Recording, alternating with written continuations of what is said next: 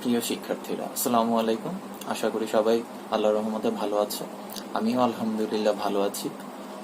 আসলে করোনা মহামারীর কারণে স্কুল, কলেজ, অফিস, আদালত সবকিছুই তো বন্ধ।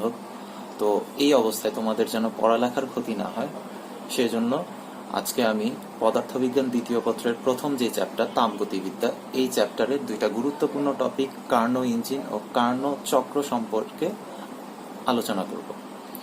আর নেক্সট ভিডিওতে কার্নোর চক্র সম্পর্কিত যে গাণিতিক সমস্যা, সেরকম একটা গাণিতিক সমস্যা আমরা সমাধান করার চেষ্টা করব।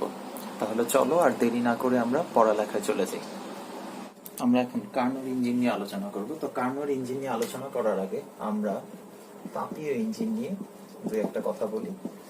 তাপীয় ইঞ্জিন নিয়ে সবারই আমাদের ধারণা আছে। তাপীয় ইঞ্জিন হচ্ছে যে সমস্ত ইঞ্জিন তাপ শক্তিকে কি করতে পারে, যান্ত্রিক শক্তিতে রূপান্তর করতে পারে। বাস্তবে আমরা যেসব তাপীয় ইঞ্জিন দেখি তাদের দক্ষতা হচ্ছে প্রায় 25% মতো। তার মানে এরা সমস্ত তাপ শক্তিকে যান্ত্রিক শক্তিতে রূপান্তর করতে পারে না, এদের অনেক ত্রুটি বিচ্যুতি আছে। ফরাসি বিজ্ঞানী কার্নো, তিনি আসলে সকল দোষ ত্রুটি মুক্ত একটা আদর্শ ইঞ্জিন কল্পনা করেন। সেইটাই আসলে কি কার্নো ইঞ্জিন। তাহলে সকল দোষ ত্রুটি মুক্ত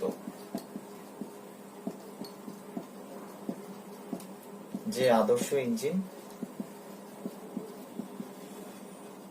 তাপ শক্তিকে যান্ত্রিক শক্তিতে রূপান্তর করতে পারে, সেটাই আসলে কি কার্নোর ইঞ্জিন। তো এখন আমরা কার্নোর ইঞ্জিনের বিভিন্ন অংশ নিয়ে আলোচনা করব। তো প্রথম যে অংশটা, সেটা হচ্ছে একটা সিলিন্ডার। এই সিলিন্ডারের ভিতরে কি থাকে, কার্যনির্বাহী বস্তু হিসেবে আদর্শ গ্যাস থাকবে। আর একটা পিস্টন আছে, এই পিস্টন দিয়ে কি করা যায়, আদর্শ গ্যাসে চাপ প্রয়োগ করা যায়। চাপ প্রয়োগ করলে আদর্শ গ্যাসের আয়তন কমবে, অথবা চাপ অপসারণ করলে আমরা আদর্শ গ্যাসের আয়তন বাড়াইতে পারি। সিলিন্ডারের দেয়ালটা থাকে অন্তরক বা অপরিবাহক পদার্থ দিয়ে তৈরি।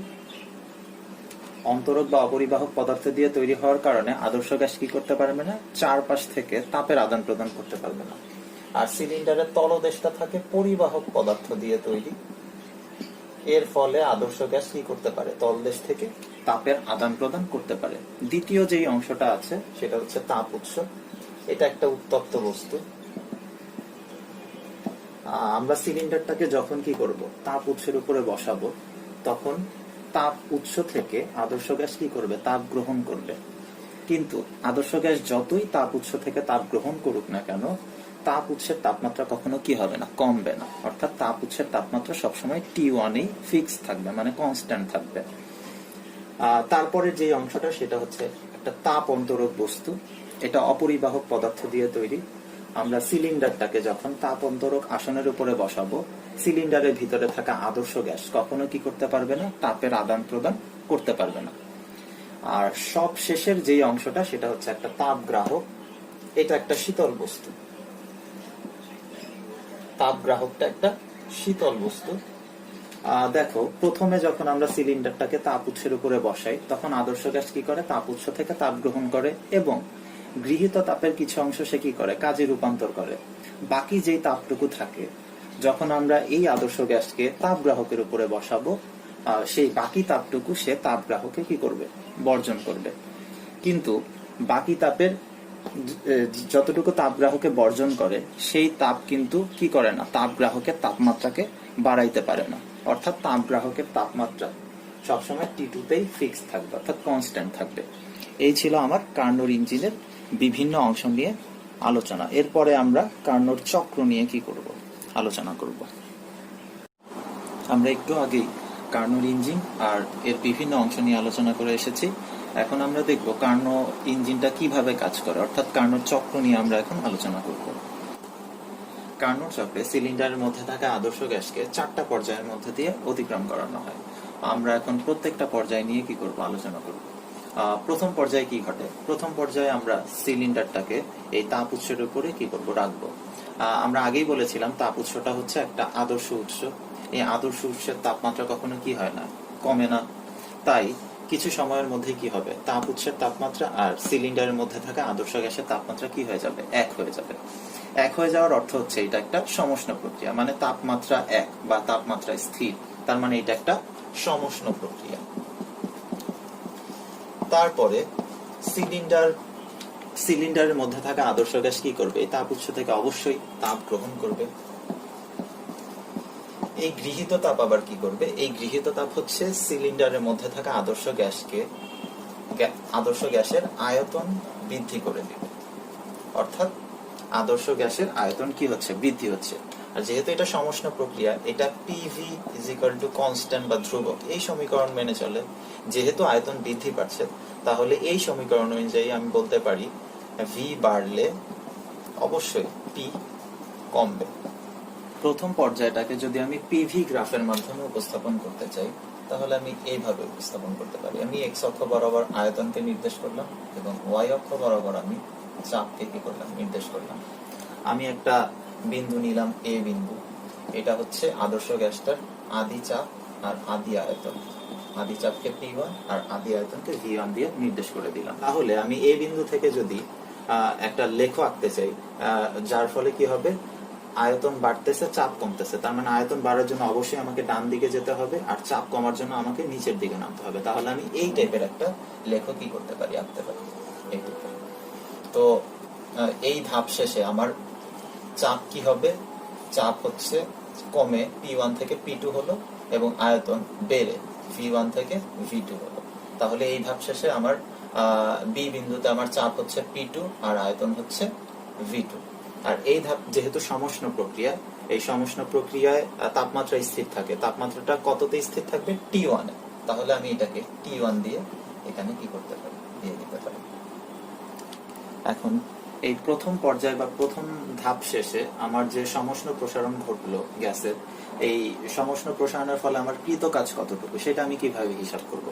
আমি প্রথমে বি বিন্দু থেকে এক্স অক্ষের উপর একটা কি আঁকলাম? লম্ব টানলাম। সেটা মনে করলাম যে এক্স অক্ষকে জি বিন্দুতে ছেদ করে।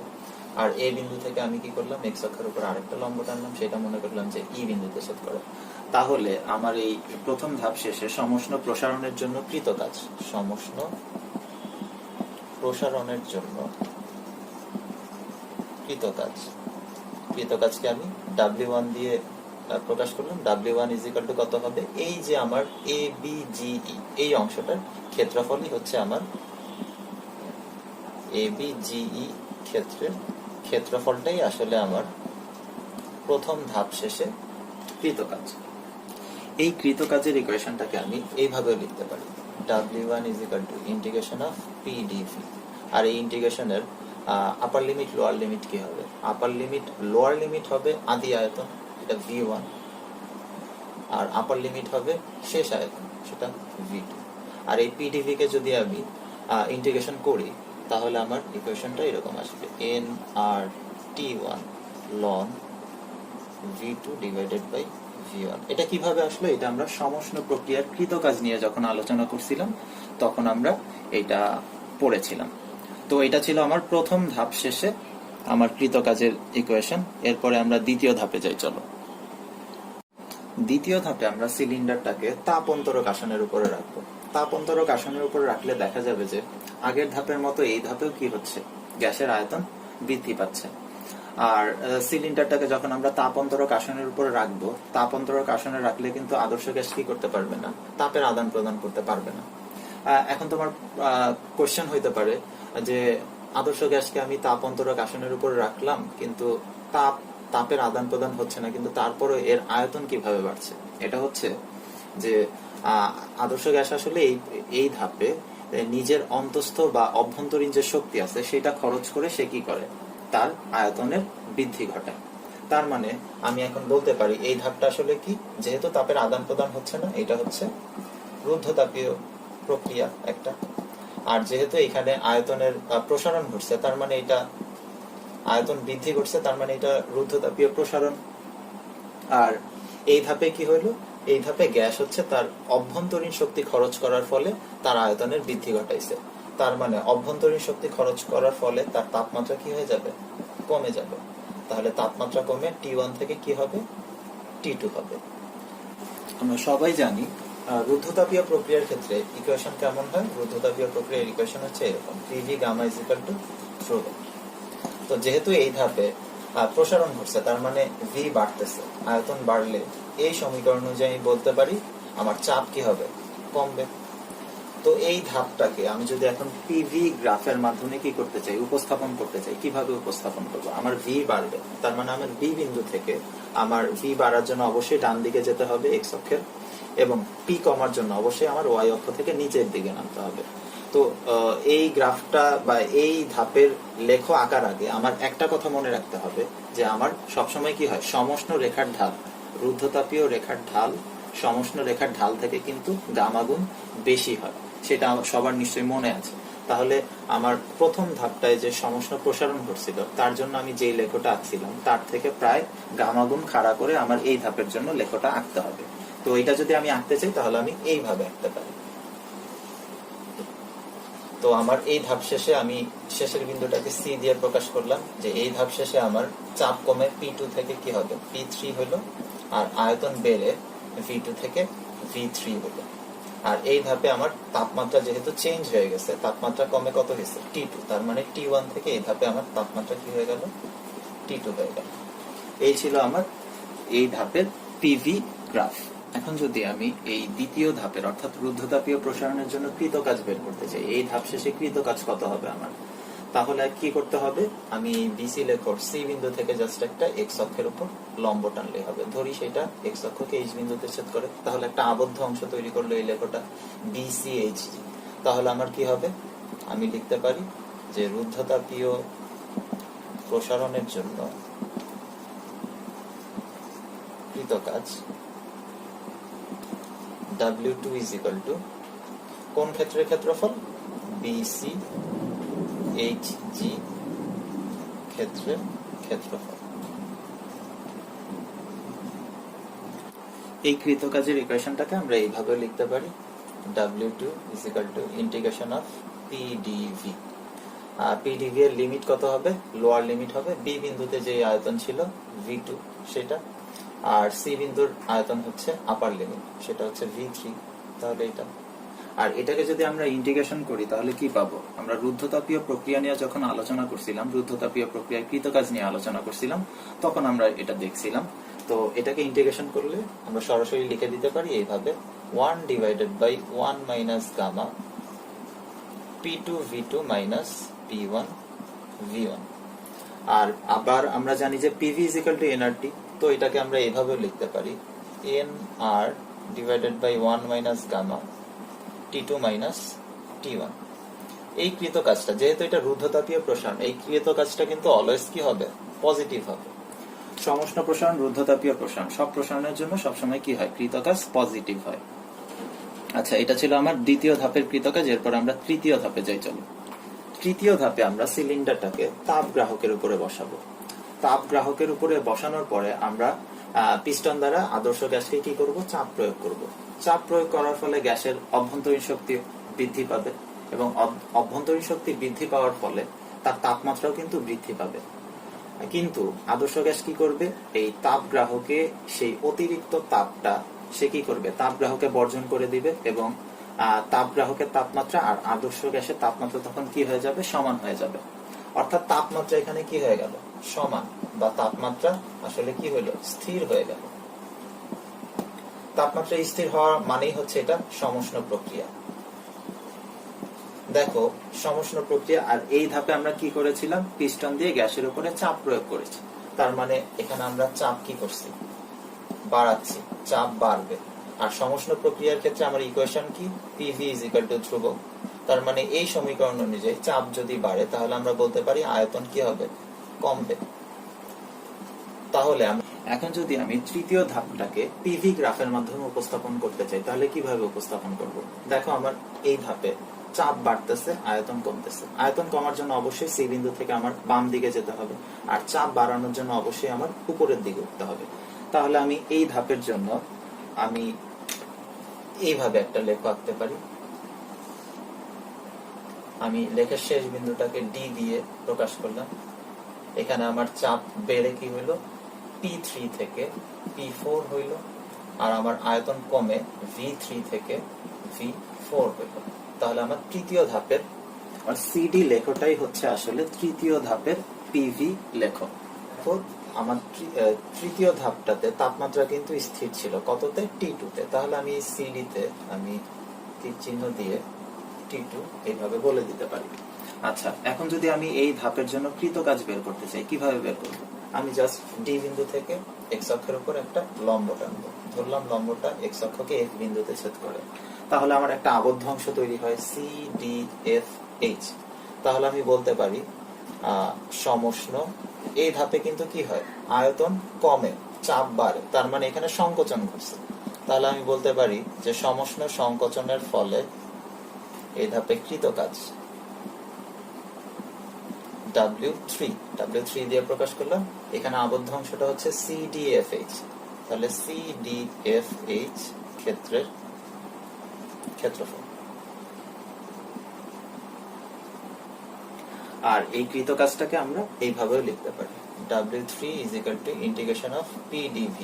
এখানে PdV ইন্টিগ্রেশনের লোয়ার লিমিট হচ্ছে C বিন্দুর আয়তন, সেটা হচ্ছে V3, আর আপার লিমিট হচ্ছে D বিন্দুর আয়তন V4। এটাকে যদি আমরা ইন্টিগ্রেশন করি তাহলে কি আসবে? ইন্টিগ্রেশন করলে এভাবে আসবে nRT2 ln V4 divided by V3। শেষ ধাপে আমরা সিলিন্ডারটাকে আবার তাপ অন্তরকাশনের উপরে বসাবো এবং পিস্টন দিয়ে গ্যাসের উপরে চাপ প্রয়োগ করব, যেন গ্যাসের তাপমাত্রা কি হয়, বৃদ্ধি পেয়ে আবার T1 হয়। তো আমরা যেহেতু সিলিন্ডারটাকে তাপ অন্তরকাশনের উপরে বসাচ্ছি, তার মানে এখানে তাপের আদান প্রদান হবে না, তার মানে এটা আবার কি হলো, রুদ্ধতাপীয় প্রক্রিয়া। আর চাপ প্রয়োগ করার মানে হচ্ছে এখানে সংকোচন ঘটে, তার মানে এটা রুদ্ধতাপীয় সংকোচন।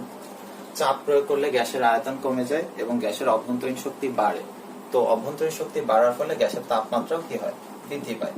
তাহলে গ্যাসের তাপমাত্রা বৃদ্ধি পেয়ে কত হয়ে যাবে, এখানে T1 হয়ে যাবে।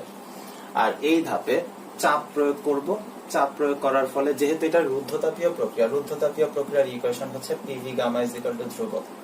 তো এই ধাপে আমরা চাপ এমন ভাবে প্রয়োগ করব যেন চাপটা বেড়ে কি হয়, P থেকে চাপ বাড়বে, P বেড়ে যেন গ্যাসের আদি যে চাপ ছিল P1 সেটা হয়। তাহলে আমরা এমন ভাবে চাপ প্রয়োগ করব যেন P বেড়ে কি হয়ে যায়, P1 হয়ে যায়।